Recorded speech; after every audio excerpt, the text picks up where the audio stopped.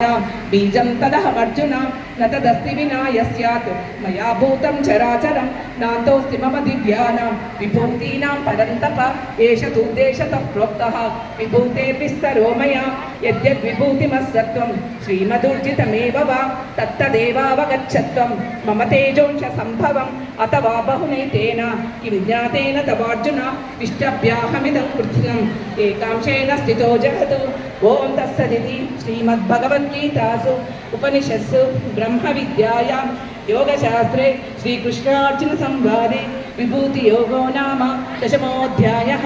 सर्वधर्मान् परित्यज्य मामेकं शरणं व्रज अहं त्वा सर्वपापेभ्यः మోక్షయిష్యామి మా శుచః.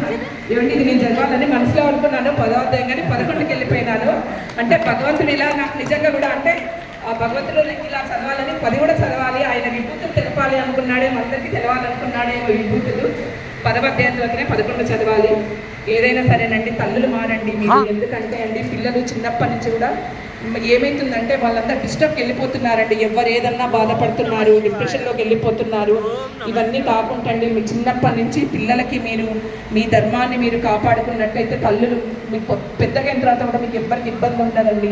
ఫస్ట్ మన తల్లులు మన ఇంట్లో వాళ్ళు స్నానం చేసి వంట చేయడము, పొద్దున్నే లేపడము, గుడికి పంపించడము, ఫస్ట్ మన తల్లులు మారితే పిల్లలు మారుతారు. మీరందరూ కూడా గ్రహించుకోండి. అంటే ఇలా చెప్తున్నానని ఏమీ అనుకోవద్దండి.